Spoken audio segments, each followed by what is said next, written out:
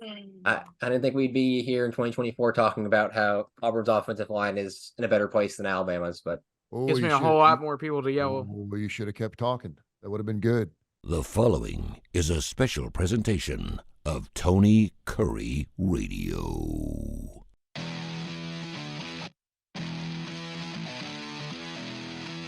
hello everyone, welcome in students of the game. My name is Alex Baumann, and joined by Benjamin Co-host today, Nathan Glidewell and Gray Oldenburg. Guys, we got a pretty jam-packed show. We got some college basketball to go over, and then we got college football with some spring games coming up and some that have happened already. So let's start off with the probably biggest story in college basketball today. It's crazy that it is to say with the national championship not being the biggest story, but it's Coach Cal. He is leaving Kentucky to take his talents to Arkansas to be their next head coach, replacing Eric Musselman, who left to take the USC job. A pretty interesting domino effect they had there. You had SMU fire Rob Lanier. He was actually having a pretty good season for SMU. They just decided they need to get a more experienced coach in there as a move to the ACC, so they fired him, brought in USC coach Andy Enfield. USC decided, hey, let's go get Arkansas head coach Eric Musselman, and then Arkansas was like, okay, give me Coach Cal. So all that led to the culmination of Kentucky being an open job right now. What are y'all's thoughts first on Coach Cal going to Arkansas? It blew my mind. I thought when it happened, I thought it was like a joke. I did not think that was seriously going on. It absolutely shocked me. Obviously, Arkansas had been looking around. Chris Beard rejected them. It came out that Jerome Tagg rejected them from Kansas State. And that's where I thought they were going to hit. And maybe a coach and a program that's not as doesn't have sustained success as Arkansas has, or some of the resources Arkansas has, but kind of an up and comer is who I thought Arkansas was going to go after. No, they just go straight to Kentucky and get a Blue Bloods coach in John Calipari and sign him on this massive deal thanks to Tyson, the chicken nugget brand. It blew my mind. I have no idea how it's going to work. I heard that he's been given a big package for the NIL, which will be huge in his success. Arkansas has 0 scholarship players on the roster currently. So it's talk about a rebuilding job. And I didn't think Cal was open to taking a rebuilding job, especially, with him basically saying that I'm staying at Kentucky after the Oakland game. But it blew my mind. Man, wait, this happened in the middle of the night, so it was very unexpected. I was asleep. You had to do a double take when you look at your phone. You're just scrolling through Twitter and be like, "Is this real? Do I have to recheck this? Is this a fake account?" But no, this is real. I really look at this, especially going back to the Oakland game where Kentucky was lost in the first round, big upset. I think that has a huge portion to play with it because of the kind of failure Calipari has had in the tournament the last few years, and with him being upset in the first round, I think it brought his value down a little bit in terms of his spot at Kentucky. And even though they said that he was going to be returning, obviously Arkansas, when they made the offer and Calipari asked Kentucky to match it, Kentucky just didn't want to do it. And I think that's just them saying, we want to go in a different way. And I think this works out for both parties in this situation. Calipari goes to a school where he has basically no limits to what he can do with NIL and attacking through the transfer portal, kind of like what Eric Musselman was doing. But I think he can do a little bit of a better job of it, especially on the recruiting edge, because Calipari is a very, very good recruiter. Now with Kentucky, they have a very pristine job opening, and I will say this with the current class they have coming in, which is subject to change with Calipari leaving. Whichever coach ends up taking the job, I know there's been thoughts of Scott Drew, which I think that would be a good fit. Whoever steps in there is going to have some work to do, but it's not going to be a talentless situation. So I think it's going to end up working out for both parties. I think the main surprise was just Eric Musselman leaving. It felt kind of sudden. Even with this down year Arkansas has had, but for USC to be able to pull him away was just really unorthodox. I think it came down for Eric Musselman going back to that side of the country because he was from Nevada before he came to Arkansas. So getting back to the West Coast, I think, was his big thing.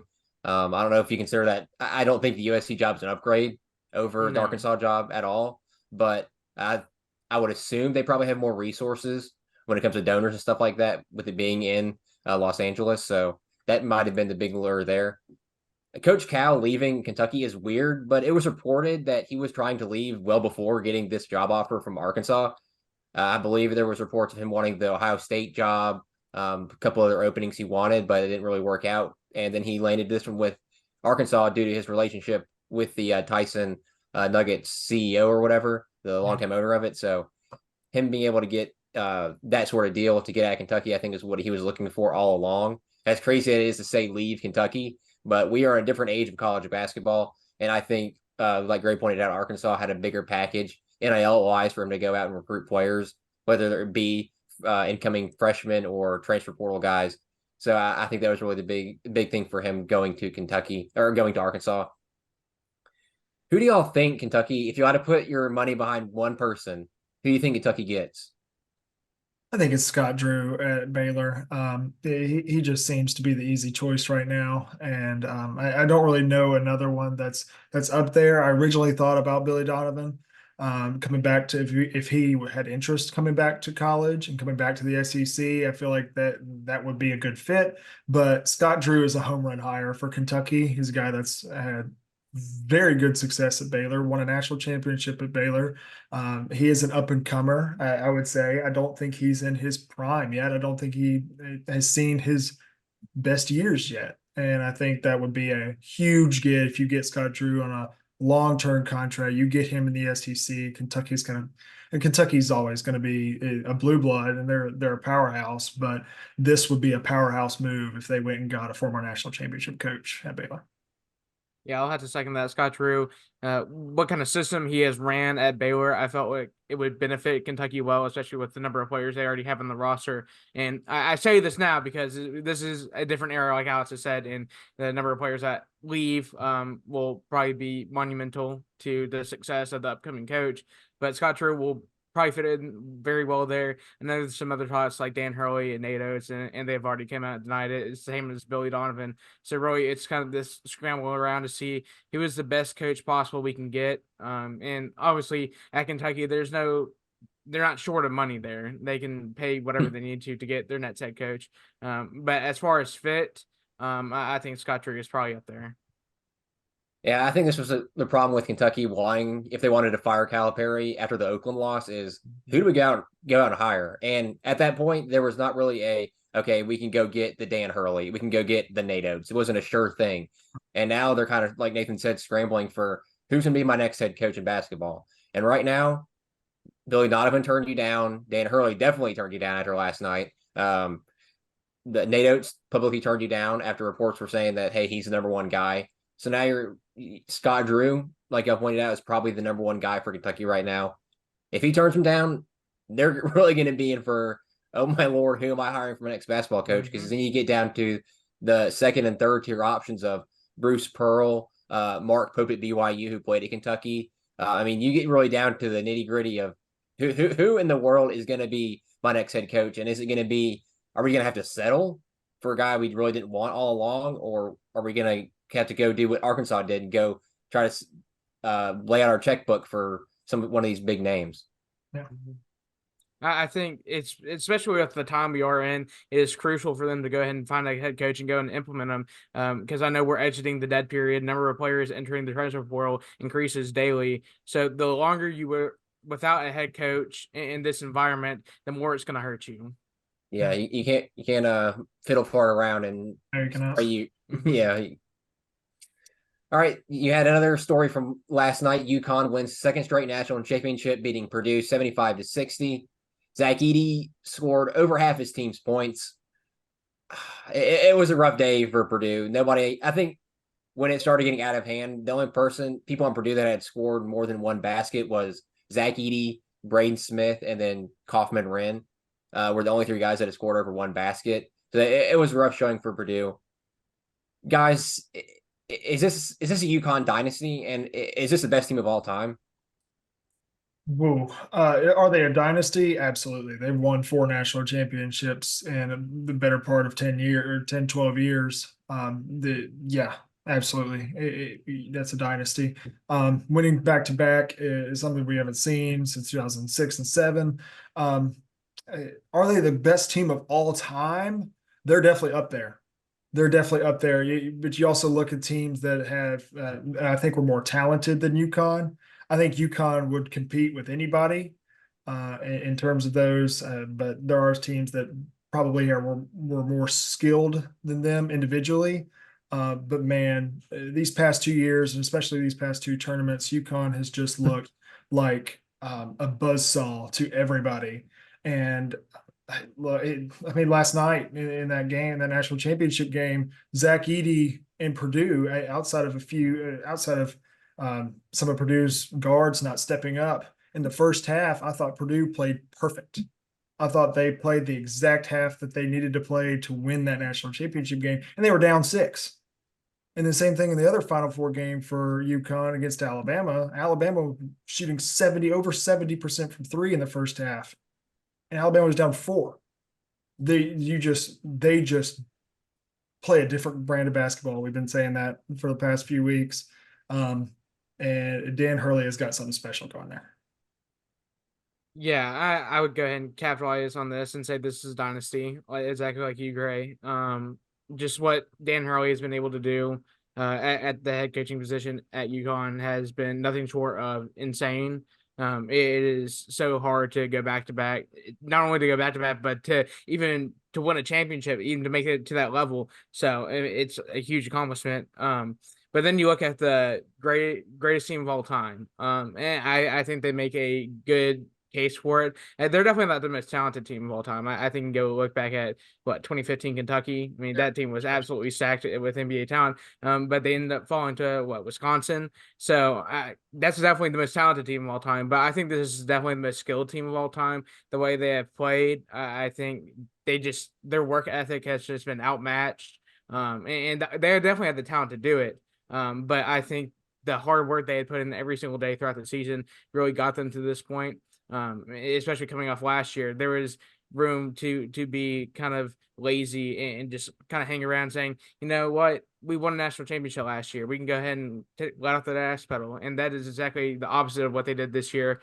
So I think this is probably one of the best teams of all time, if not the greatest team of all time. It's definitely very close, but it's hard to tell. As far as the game went, Purdue just didn't have the firepower at the guard position to keep up with UConn. UConn had so much more talent at the guard position. You looked at guys like Braden Smith and Fletcher Loyer step up, and unfortunately, they just weren't able to do that. Zach Edey tried his heart out. He committed everything he had to trying to win. But what it comes down to in March is guard play, and UConn had the better guard play. They stepped up when they needed it to. Even though Donovan Clingan, I felt extremely struggled against Zach Edey, which was a little surprising to me. I thought that was going to be a little bit better of a matchup for him.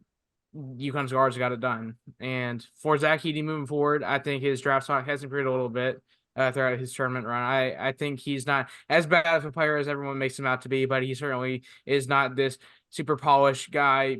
Talent Lottery pick. Yeah, lottery pick. You know, I would say you can go probably take him in the second round, but as far as lottery pick, that's absurd.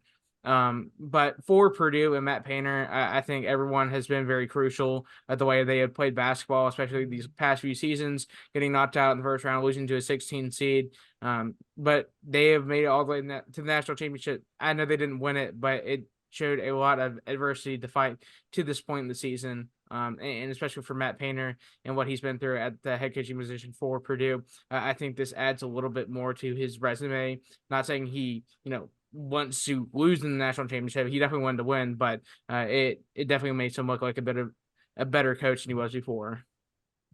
I think the big thing for UConn is their ability to adapt and play to their opponent. You look at the Alabama game; they were almost matching them 3-point shooting wise in that first half, and they were keeping up with the pace. And you look at the Purdue; they really didn't shoot the 3-ball as much in the first half.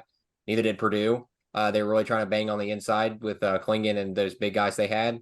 And it was sort of just their ability to match the way their opponents play is really what this team does well. And the sets they run are just so complex. That's so good. I mean, they're so good. It would make any coach just so excited to watch them play. I mean, there's so many options. It's like watching the Chiefs offense in basketball. They're so complex and so cool. They you look at this game, guys. Does this back-to-back performance make Dan Hurley one of the best head coaches of all time, if not the best? Oh, I don't think he's the best. I don't think he's the best. I think there's a plethora of coaches in front of him. But is he on that he's top on the 10? track. And he's on the Yeah. track too, because I mean, Alex, you were just talking about the sets that they run, and it's all him. This UConn team has his fingerprints all over him, and as they should. He's the head coach. That just makes the most sense. But you can tell when they run their offense, when they run in transition, when they're guarding teams that, just like you said, Alex, when they match their play of their opponents, like they did Alabama, and then completely switch it up and then do it against Purdue. That's on that head coach. That proves that I think he's by far the best head coach in college basketball that we have right now. And I think he's not up there with those big names like Krzyzewski and Roy Williams and Dean. Dean Smith. We're not even close to Dean Smith like that. But he is on track, and he's not. He's not going away. Neither is UConn, and this dynasty is going to keep going. But they're impressive. Yeah, I'd have to agree. He is on the right track at this point in time. Winning 2 national championships, back to back, is pretty substantial when you look at it resume wise. But what he's been able to do with the transfer portal, this is a different era. So he has so many more resources he can take advantage of. I think that starts with the transfer portal, what he's done, what he added in this season, and basically plugged in all the spots that were kind of question marks at the beginning of the season. He just plugged them in, and everything has just worked so well. The chemistry of the team has impressed me a lot with the way they've come throughout the season, and only losing 3 games in the season. I mean, that's very, very hard to do. And I look at Dan Hurley and the way he coaches his team. He does not stop. He fights for his team. He's all over the place. He's in the ref's ear constantly. I think that's one of the things I like about him. Even though, it can get a little much at times. Dan Hurley is a very, very good coach. And y'all talk about his offense. I look at the other side of the floor, the defense he implements. It is suffocating. Just all around. And I look at another coach like Kelvin Sampson, the way he has his defensive sets, and it is on the point of being better than that, which is crazy for me because Houston's been this huge defensive team for a while now. But Dan Hurley is basically capitalize on every single point he can, and like you said, Gray, don't expect them to go away because they have all the resources you can ask for. Yeah. So I think this is going to be the toughest question of them all. Is UConn officially a blue blood now with the likes of Kentucky, Duke, North Carolina, and if you want to include UCLA in there for what they've done in the past? Is UConn in that conversation now? No question. No question. They've won 6 national championships. They've won a back-to-back. They're up there with the likes of Kansas, North Carolina, Duke, and Kentucky, and even UCLA. I hate putting UCLA up there, but I mean you can't count out what they did in the 70s and the 80s. So yes, 100%. 6 national championships officially puts you in that mark. In 30 years too. Yeah. Absolutely. What more could you ask them to do to be in the blue blood conversation? I'm like, they would need to win another one. You need to go and win. You need to go and win. Yeah, one more, make it a 3-peat, and maybe, just maybe, we'll think about it. Yeah, no, they are a blue blood. And this is UConn's decade to start out with. And I know it's still roughly early. We're not into the midpoint of the decade yet, but so far it has been UConn's decade, and it is theirs until they decide to lose. It definitely is right now. I mean, Dan Hurley has got that thing running like a machine. That, like I pointed out, the portal, I mean, he's attacked that really well. I think for him to repeat this time around is much more difficult than what Billy Donovan did back in 06, 07, because Billy Donovan didn't have to deal with the portal. He returned all of his starters. Dan Hurley didn't return Hawkins, Jackson, Sonogo. He lost 3 guys, and he went to the portal and attacked that. But I think it was harder to sort of maintain those guys if, hey, maybe they want to go to the draft, maybe they want to leave and go to a different school. So I think it was a much harder turnaround for the UConn team, and I wouldn't be surprised if we're sitting here this time next year and we're talking about UConn going for a three-peat the way Hurley coaches and he recruits. Yeah. So before we get into college football, guys, let's discuss our teams here. Alabama season obviously came to an end at the hands of UConn. I believe that was the smallest amount of smallest loss, or the smallest smallest deficit UConn had there. So, just what are your thoughts on this Alabama season and what happened in the tournament run? Take it away, man. Well, yeah, I go back and I think about midseason or even back to the beginning of the season where we started and throughout SEC play and into the SEC tournament. And this just didn't look like a polished product. I think we struggled. I mean, obviously we struggled a lot defensively. The offense was there multiple nights, but then some nights it would just be non-existent, and you really question what was going on, why the team was performing like that. And especially after the Florida loss in the SEC tournament, your kind of hope for success in March Madness was not really there. In order to win in March, you usually think you have to, be hot. You have to be on this win streak. You have to kind of dominate against your opponents. And Alabama was doing really none of that. I mean, we go back to the last regular season game. We went to overtime with one of the worst Arkansas teams I've ever seen. And I think that a lot of adversity. Adversity is a huge thing in college basketball. When you can fight through something hard that has happened to you, when you lose multiple games, when everyone talks down on you in the media, I think that it kind of creates an issue where players can fight through that and show adversity, and that gave the opportunity for Bama to do that. I think it was a matter of favorability because I don't think Alabama's run was super difficult to go through. I mean, I look at Charleston. We matched up extremely well against Charleston. Charleston tried to do what we did, but they did a little worse. We against a Grand Canyon team that had won their first tournament game ever. And even though they were good defensively, they didn't have the offensive firepower to keep up. And we found defense in the tournament. And then I think the biggest task was going against North Carolina. I think Nate Oates really should get a lot of credit there in the way he game planned. I think that set the team up for success. Not only that, but then you look at Grant Nelson, what he was able to do and how certain people stepped up when they needed to. And then even moving on to the Clemson game, Jaron Stevenson, a freshman that really should still be in high school, comes out and just has a unbelievable game, scoring 19 points, setting a career high. And then you talk about Mark Sears and Nick Pringle, what they were able to do in that matchup, and they get to the Final Four. It's something unexpected, but Alex, I will keep going back to this. What we highlighted all the way back in the middle of the season, March is about guard play, and Alabama had the best guard in the country on their team, and he willed them to the Final Four. I know they came up short against UConn, but for a minute there, you could almost believe that Alabama could beat UConn the way they had the lead against them and the way they competed. Nate Oates is on the trajectory to be one of the top 10 best coaches in the country, the way he is competed in March Madness. And the crazy thing is Mark Sears could return. Like, Mark Sears has flown under the radar. I think the number of people that could return is insane. Alabama will be set up next year. But this year's team was a lot different from last year's. It wasn't as talented. It kind of, you didn't expect it to do what it did in March. And I think that's all about experience, the way that they have been through many different situations. And they showed their experience through March and got to that point. So you got to be proud of the way they competed, even though they came up short. But they're program-wise, Alabama's on the right track.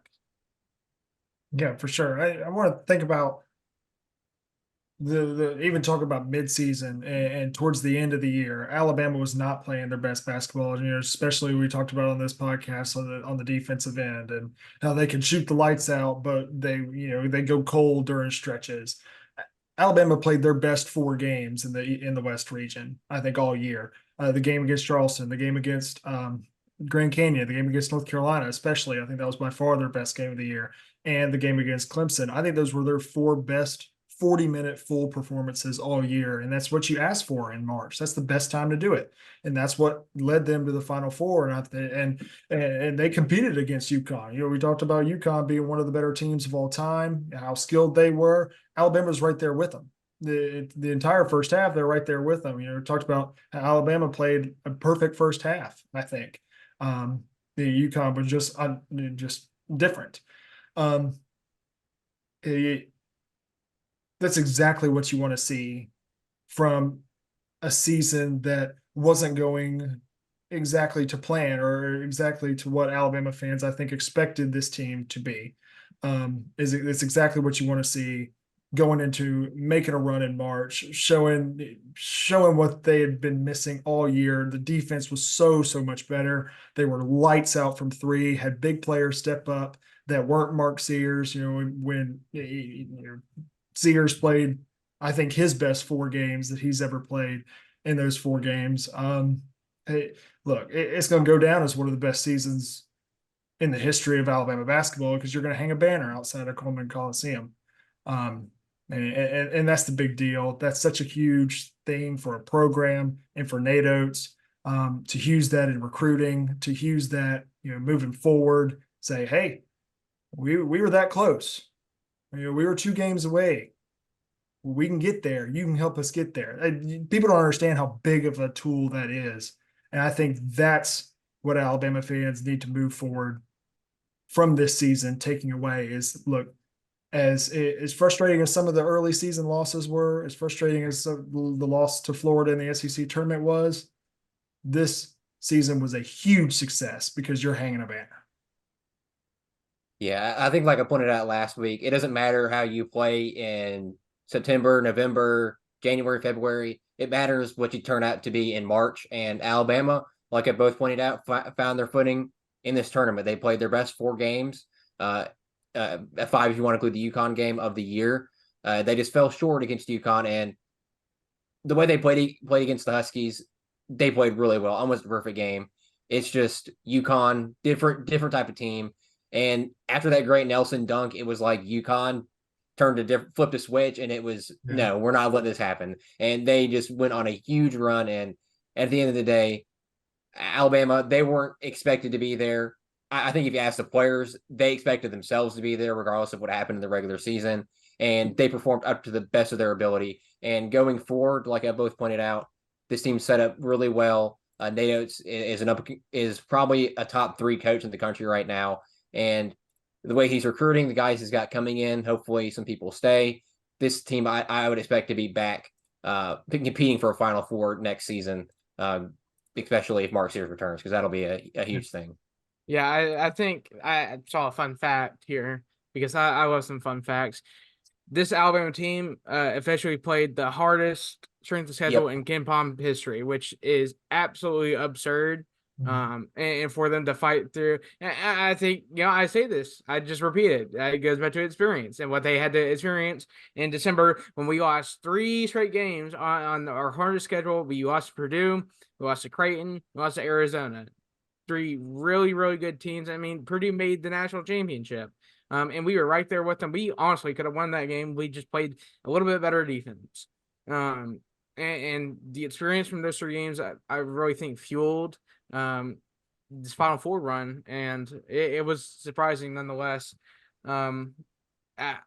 I'm just really proud of the way. I didn't think I was gonna be able to see this anytime soon. I didn't think it was gonna be this year that I was gonna be able to see them make a Final Four. I mean, I don't think any of us, when we were over here making our brackets, could have expected them to make this run. So I think just how many people picked them as underdogs, or even people who doubted them in the media, and this constant kind of criticizing the team and the way they played probably also fueled them. And it's something special. You gotta take it all in. And it sucks for the guys who have to leave, because I'm sure they want to come back and experience it one more time, especially with the class coming in. Actually, while I say that, I think only Aaron Estrada has to leave, so it's not kind of that much of a bittersweet moment. And especially for Aaron Estrada making his first ever tournament, he made a Final Four, so it's special to him. Yeah, I mean, he was a part of Alabama history. You can't take that away from me. You can take that away from any of the guys. They were a part of history. All right, guys, flipping over to the Auburn Tigers here. Their tournament run obviously came to a quick end to Yale in the first round of 64. And you had three guards enter the portal right as of right now: Trey Donaldson, KD Johnson, and then just recently today, Aiden Holloway entered. Well, what's going on the Plains right now with all these guards transferring, and Bruce these past 2 seasons losing these marquee recruits he's had? You had Yohan Traore last year and Aiden Holloway this year, both transferring out. Yeah, it sounds like this team is hitting a reset in the backcourt.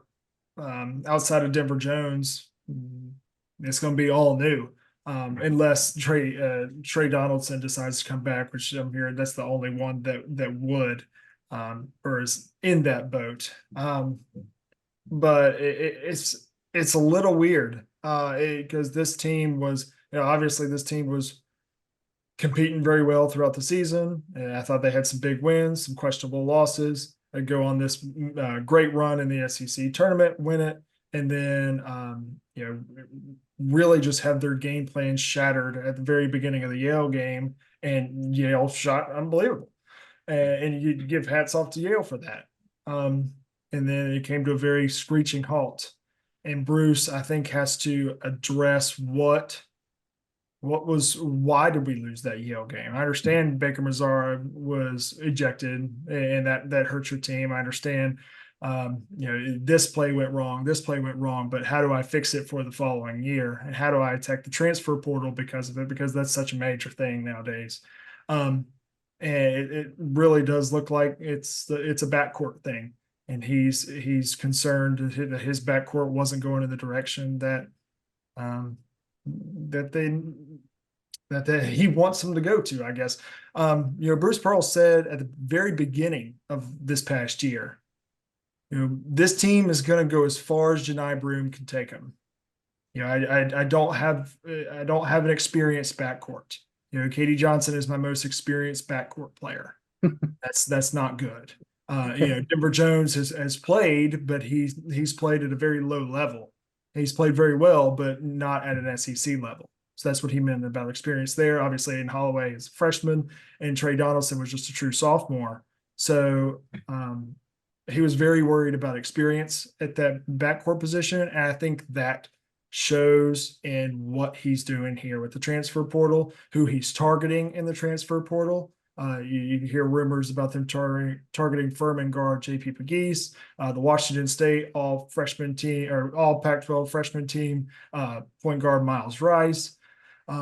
He wants, Power 5 or Power. I know it's not Power 5, but experienced guards who've played at a high level. And JP Pegues, I think he's a grad transfer, so He's only a junior. He's only junior. Okay, 1 year. He's only got 1 year though. He'll be a senior next year. So what's going to happen? It's going to be an interesting month ahead for Bruce Pearl and for this staff to regroup, reassess the team, see what happens. Does Janai Broome come back? Does Dylan Cardwell come back? Because the only guy who absolutely cannot come back on this past year's team, outside guys in the transfer portal that we've seen, is Jalen Williams. And what do we do? And what do we do with his spot? Does Chaney Johnson fill in? Do we go out and get a transfer? Do you do both? What's going to happen there? So it'll be an interesting next month or so, especially with the dead period coming up. The JP Pegues has already visited. Miles Rice plans to visit after the dead period is over. So we'll find out. I will say this about Bruce Pearl. His the way he attacks the transfer portal and the way he recruits has been on another level for a while now. The only concern I continue to have is the way Auburn has kind of developed guards into what they need to be. And ever since Jared Harper and Bruce Brown left, it's kind of been this hole at the guard position, and no one really has stepped up. I mean, you talk about KD Johnson. He has his own issues and with the way he played, even though he gave 100% effort out there. And then I looked at Aiden Holloway and the way he played this past season. I felt like he was on the right track for a solid month, and then his shots weren't falling. His shot selection struggled. He struggled on the defensive end, and at that point, I kind of felt like his development was kind of all out of sync and off schedule. And he just didn't look like a polished product, which, in my opinion, he probably should have at the end of the season. And whether that be, to his work ethic or to the lack of playing time, I don't know. But it's something to say that the Yale loss, it's bad. It's bad, but what you can take away from it is that Auburn struggled at the guard position, and that is where they need to improve. Just like you said, Gray. Janai Broome can't be the one guy who puts the team on his back. I mean, we see what tenors can do in March Madness. I mean, Zach Edey alone carried his team to a national championship, I would say. But unfortunately for Janai Broome, he's not 7'4". He has his limits on the offensive end. While he is good on defense, he has his limits on the offensive end, and he alone can't be relied on to win a game for Auburn. And basketball is a team sport, and whenever you don't have a backcourt that can pick it up, you are going to lose games to teams like Yale with guys who can shoot the lights out of the ball. And in that game they did, and then it's next round they just completely disappeared against San Diego State. It's the weirdest thing. It is the most unlucky thing. It is March. Auburn. Yeah, Auburn, March, you name it.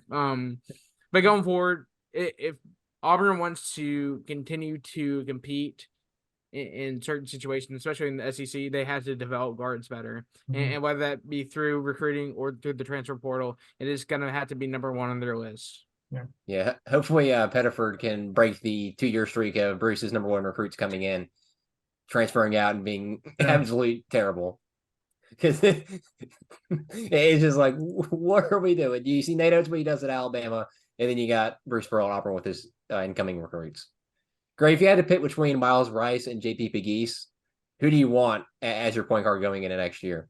I think both of them have their pros and cons. JP Pegues is a much better shooter. I think he adds a whole different element to being a point guard at the one spot. I think him and Denver playing together would space the floor very, very well, especially with guys like Baker Mazzara and even Janai Broome out there on the court at the same time. That would be, you have 5 guys out there that could really shoot the basketball. That changes your entire team. That changes your offense. But the downside to Pegues is he's a 1-year loan. He'll be a senior coming in next year. Rather than Miles Rice, who's more of a true point guard. He can score very well. I think he's better at getting to the basket and scoring, but he is more of a true point guard, a true passer compared to Pegues. He will have 3 years of eligibility if he were to come in and step into that role at the one spot. Do you go and you offer these both of these, not deals, but scenarios to both of these guys and say, hey, both of y'all come in, Pegues, you get your 1 year, and Rice, you back him up, and then you get 2 years. And what do you see from that? What is Miles Rice seeing from other teams? And same thing with Pegues. He's interested in Florida and obviously South Carolina, being from Furman. So I think right now I'd probably say JP Pegues. I think the Auburn side of things feels very confident for where they are with Pegues. That's who knows to say, because it's the transfer portal. Anything can happen, but I think Pegues would change the Auburn offense next year. It's something that we only saw this year when Aiden Holloway was an efficient 3-point shooter. Like at the beginning of the year, the Auburn offense was much more spaced out. Janai Broome had a lot more opportunities to score in the post. Denver Jones was shooting the ball really well. I think Denver Jones needs to take that Bryce Brown role next year. But to have a Bryce Brown role, you've got to have a shooter beside him, with like you had for Jared Harper. So I'd probably say JP Pegues. Yeah, I'd have to agree. Yeah. I think it's agreeance here. I think the main thing you look at is you have Pettiford coming in, and McGee's who is kind of more experienced. Maybe even with going through SEC play, maybe he can offer a little bit of a mentor spot to Pettiford and kind of get him used to the play of college basketball, because college basketball compared to high school basketball is completely different. And getting Pettiford into a comfortable scenario, I think, is probably top notch. Even if you lose Big East after 1 year, I think it's going to make more of an impact on a team like Auburn, who does have veteran pieces, but also has younger guys coming in. Yeah, I think Big East adds that shot creating ability much more than Miles Rice does. Because watching Miles Rice this year, like Gray said, he's more of a get to the basket type guy. He'll facilitate, but he's not going to be shooting the lights out. He's a below 30% 3-point shooter. Big East is, I think, at 36 or 37%. So he's much better in that regard. I know he's older, but like I pointed out, he's going to be a better mentor for these younger guys. And like Nathan pointed out earlier, Bruce Pearl's track record with developing these younger guards is not great. Miles Rice, I know he's going to have 3 years of eligibility compared to Big East's 1, but I think Big East will get you to the national championship much better than Miles Rice would if you're going into next year and you bring back Broome, Cardwell, and all the guys on that roster. Moving on to college football here, guys. Auburn had their spring game. Gray, what were your takeaways from the game that make you excited about Auburn football going into next season? And then what are some points you're still a little bit worried about? Yeah, so I think it's exactly what every Auburn fan wanted to see from an A-Day. You know, talking about last year's A-Day, Auburn fans deserved the weather that we got in this year's. You know, last year it was like a monsoon, and we just ran the ball 3 straight times up the middle, and it was like, all right, let's go home. And nobody was there. It wasn't fun. It didn't feel like, Hugh Freeze's first A-Day. This one did. They aired it out a lot more. The stats will show that the running game was not good. I would argue that I'm not worried about the running game at all. You know, you bring back all 3 of your running backs from the year before, Jarquez Hunter. You bring back Damari Alston, and you bring back Jeremiah Cobb, as well as Brian Battie as kind of a flex option, jet sweep, kick returner option. And then you bring back Peyton Thorne, who is also a much more polished runner than people were expecting Peyton Thorne to be. Talking about the quarterbacks, we saw 4 different quarterbacks. All of them were running a pure RPO system, a true Hugh Freeze offense. Watching the offense, I know, we didn't see the open playbook that we're going to see probably not until Oklahoma comes into town. But I think we saw the quarterbacks with the freedom to make decisions on their own. And I think that's where Peyton Thorne excelled at Michigan State. And I think that's where he could excel here at Auburn with the weapons around him. Thorne looked very comfortable. He looked the most like the quarterback one. He looked like a leader out there offensively. Hank Brown and Holden Gardner showed some flashes of some incredible arm talent type throws.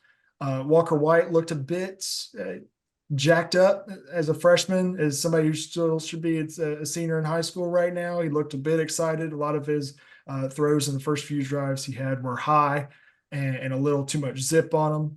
But then once he settled down, he had one really nice drive with some couple nice throws. He is very promising. He is a Hugh Freeze quarterback. I think he ends up, taking that job over in 2025 when Peyton Thorne leaves. Still talk about the offense, dude. Auburn has not had a wide receiver like Cam Coleman in the history of Auburn football. And he completely makes this team and this offense different. He 100% does. And this wide receiver room, as good as they looked, they're still missing 3 vital pieces in this wide receiver room. Caleb Burton didn't play because of injury.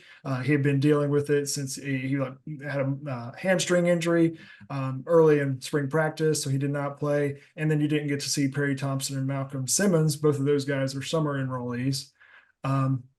But this wide receiver room looks completely different. And it's because of the impact that Cam Coleman makes of, pulling safeties away from him, guys, he's going to get the best matchup on opposing teams' corners, which he did in the A-Day game where he got the best matchup with Kayan Lee, Auburn's best corner. And that kind of drew some things open for guys like Camden Brown, who looked a lot better than he did last year. Goodness gracious.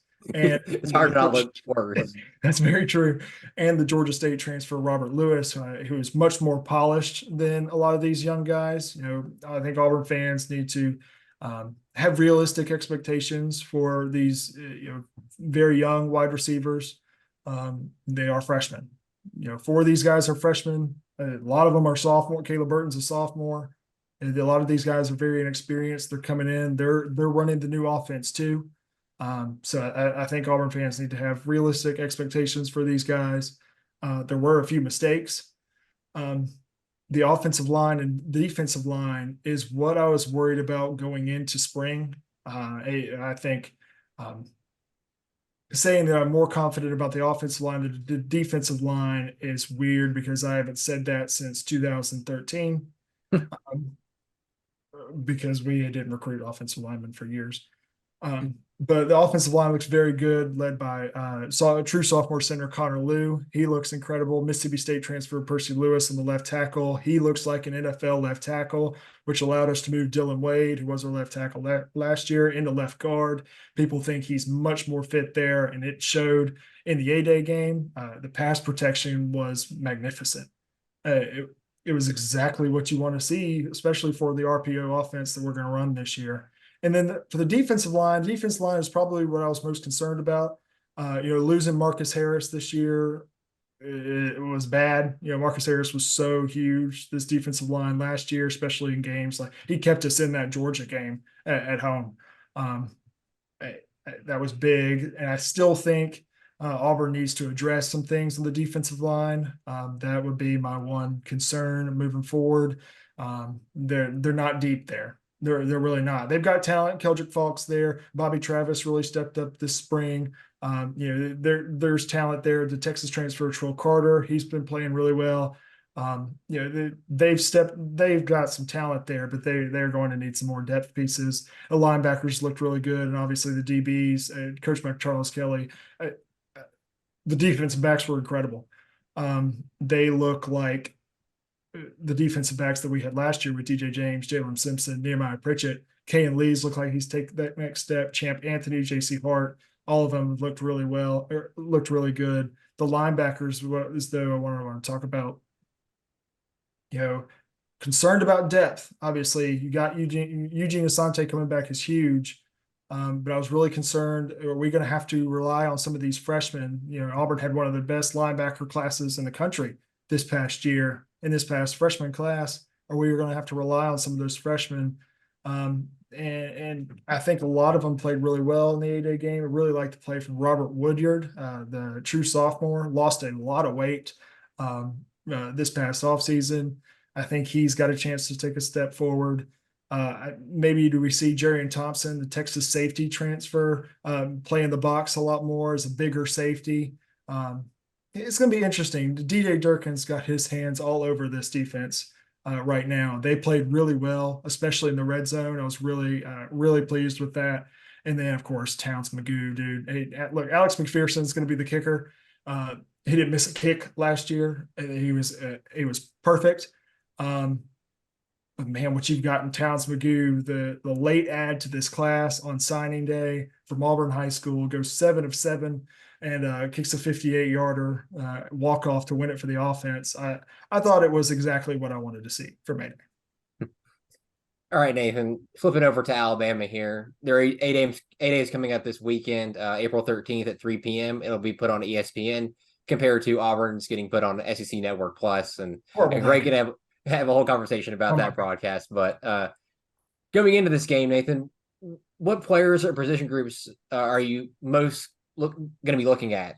Whether they be quarterback, running back, DB, what are you most be looking at as this game transpires? Yeah, well, first off, I'll talk about the quarterback position. Jalen Milroe coming off a spectacular season last year, I would say. He really surprised me in certain situations.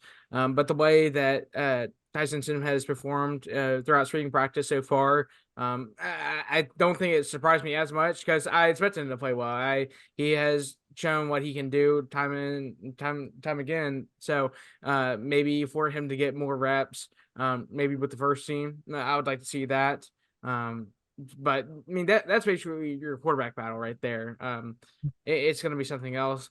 But then I look at the wide receiver room, and especially with what we're bringing in. Ryan Williams basically being the big guy on campus, what he is going to be able to do next year, even with I compare him to a guy in King Coleman because they're both young talents, and I think they'll be right there neck and neck, but they will need to develop.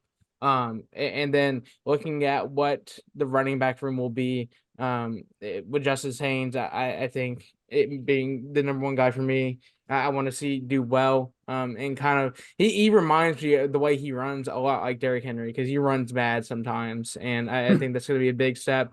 And then flipping around to the defense, just the development of the guys in the secondary, especially with a whole new defensive look with Womack being the new coordinator. I know with his new look, it's going to be kind of weird. It's not the Nick Saban defense that we've come to know, but the development of the secondary guys is going to be the biggest part for me throughout this spring game. And I know it's going to look very, very raw out there. So don't expect anything to look like, there's going to be problems everywhere. But that's what spring practice is for. Yeah. I think this quarterback position is a lot more open than people think it is. Mhm. The reports coming out from spring practice with Ty Simpson playing really well. Haven't heard a lot of news of Jalen Milroe, not saying Milroe is not playing good in practice because you saw he did last season. But I think Simpson fits more of what DeBoer wants to do with the quarterback position than Jalen Milroe does. Simpson's more of a pocket passer, more of a precision passer. Milroe not so much wants to get outside the pocket, scramble. He has that deep ball. I'm not taking that away from him, but he does struggle at the short intermediate levels of passing. We saw it all last year. That was a big struggle, completing those passes outside of players so like Isaiah Bond.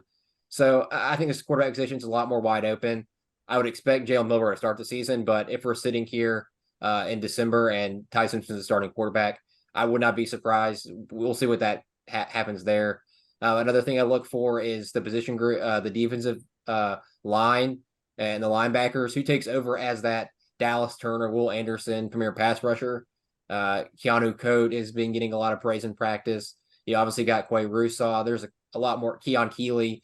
So they have a lot of talent there, but who's going to be that those one or two guys to step up and be that premier pass rusher going forward? I'll look for that, who gets those runs in the first team. And then the secondary, obviously, what does that look like? Who's starting where? Do we see Damani Jackson, Keon Sabb up there? Do we see the freshmen coming in? Do they get playing time? Well, how does this all shake out? And I think the big thing for this team is the offensive line. I think Alabama's offensive line is honestly in a worse position right now than the Auburn offensive line. As crazy as it is to say, because like Gray pointed out with Auburn, they have not recruited that offensive line well. But Alabama, that offensive line last year was a big issue. Seth McLaughlin not being able to snap the ball. Caden Proctor, inability to move his feet properly, looked like an elephant on the field moving. JC Latham doesn't honestly sold the final play of the Michigan game, getting pushed back into Jalen Milroe. I think the strong point of this offensive line is the guards with Booker and Roberts. Roberts has been dealing with an injury. We'll see what that happens there. But what shakes out here, because it's been reported Brailsford's not even the starting center. The guy transferred from Washington. It's Brockmeyer right now. What does that look like? Who are the tackles? Proctor came back from Iowa now. Is he still at left tackle? Is he moving back? Is he moving to right tackle? Is he even going to start? I would assume he starts, like considering he came back. What does the right tackle position look like? Obviously, Latham's gone. So the offensive line has a lot of question marks there outside of the guards. But like I said, it's in a much worse position than it has been in past years. Any thoughts, Gray, on Alabama's offensive line? Yeah, the offensive line I felt like was, and I know like technically it was, which held this team away from a national championship last year. I feel like if Alabama had the offensive line from 2000, you name it, After 2008, I guess. Any other offensive line, Alabama ends up crowning themselves national championships or national champions last year because I feel like they overpower Michigan. Michigan won the line of scrimmage last year, and that's something that you don't see from an Alabama team or a lot at all. And I know Nick Saban's gone, and this is a new era of Alabama football, and it's going to be a completely different offense and defense. And I'm excited to see what do we see? I know we're not going to see a polished product and at the A-Day game, but I'm excited to see what we see at the beginning of the year. But talking about the offensive line, that is a major question mark that Alabama is going to have to answer no matter what happens at the quarterback room, no matter what we see from these young wide receivers, these stud wide receivers, no matter what we see from Justice Haynes in this defense. Alabama has got to address what's happening on the offensive line. And I think they will. The offensive line's got talent. It's not like it's a recruiting issue or a personnel issue. It's about can they step up and dominate the line of scrimmage against these SEC teams. And I think we're going to find out week 5 against Georgia. That'll be by far the best defensive line and front seven that they face, and that's going to be the tall tale and to see what Alabama does moving forward. Yeah, that'll be coming up this weekend, so everybody tune in and watch that. Like I said, it'll be on ESPN, so you'll be able to get an easy access to it compared to the Auburn game getting put on SEC Network Plus and all that. But that's all the time we have for today. Thank you for listening and watching, students of the game.